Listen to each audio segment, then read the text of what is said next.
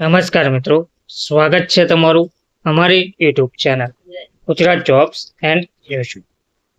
તો મિત્રો, પેન્શનરો માટે એક વધુ મહત્વના સમાચાર સામે આવી રહ્યા છે. પેન્શનરો માટે સરકારની નવી સિસ્ટમ સાથે પેન્શનરોની લોટરી શરૂ થઈ ગઈ છે. પેન્શનરો માટે નવી સિસ્ટમ સાથે પેન્શનરોની લોટરી શરૂ થવા જઈ રહી છે. 11 કરોડ રૂપિયાનું વિતરણ કરવામાં આવ્યું છે અને શ્રમ અને રોજગાર મંત્રી મનસુખ માંડવિયાએ શુક્રવારે એમ્પ્લોઈઝ પેન્શન સ્કીમ 1995 હેઠળ નવી સેન્ટ્રલાઇઝ્ડ પેન્શન પેમેન્ટ સિસ્ટમ CPPSની પાયલોટ ટ્રાયલ સફળતાપૂર્વક પૂર્ણ થવાની જાહેરાત પણ કરી દીધી છે.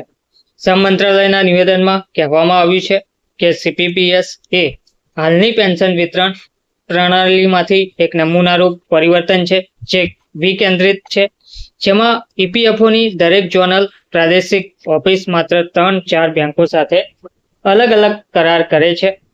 તેમજ CPPSમાં પેન્શન ધારકોને પેન્શન શરૂ થવાના સમયે કોઈ પણ વેરિફિકેશન માટે બેંકની મુલાકાત લેવાની જરૂર રહેશે નહીં અને પેન્શન રિલીઝ થયા પછી તરત જ જમા કરવામાં આવશે. 49,000 પેન્શનરોને 11 કરોડ ચૂકવવામાં આવશે. એટલે કે મંત્રીએ નિવેદનમાં જણાવ્યું હતું કે પાયલોટ ટ્રાયલ 29-30 ઓક્ટોબરના રોજ પૂર્ણ થઈ હતી અને જમ્મુ, શ્રીનગર અને કરનાલ ક્ષેત્રના 49થી વધુ EPS પેન્શનરોને ઓક્ટોબર 2024 માટે લગભગ 11 કરોડ રૂપિયાના પેન્શનનું વિતરણ કરવામાં આવ્યું હતું.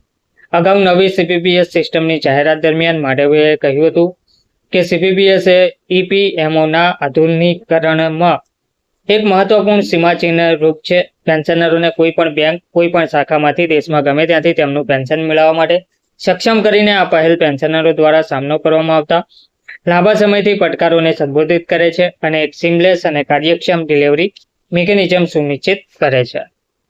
પેન્શનરોને મોટી રાહત મળશે. તેમણે કહ્યું હતું કે EPFOને તેના સભ્યો અને પેન્શનરોની જરૂરિયાતોને વધુ સારી રીતે પૂરી કરવા માટે વધુ મજબૂત અને ટેકનોલોજી સક્ષમ સંસ્થામાં રૂપાંતરિત કરવાના અમારા પ્રયાસોમાં એક મહત્વપૂર્ણ પગલું છે. CPPS system pension payment orders PPOSને એક ઓફિસથી બીજી ઓફિસમાં ટ્રાન્સફર કર્યા વિના સમગ્ર ભારતમાં પેન્શનનું વિતરણ સુનિશ્ચિત કરશે. પછી ભલે પેન્શનરો એક જગ્યાએથી બીજી જગ્યાએ જાય અથવા તેમની બેંક અથવા શાખા બદલતા હોય, નિવૃત્તિ બાદ પોતાના વતન જતા પેન્શન ધારકો માટે આ એક મોટી રાહત જોવા મળશે. ધન્યવાદ.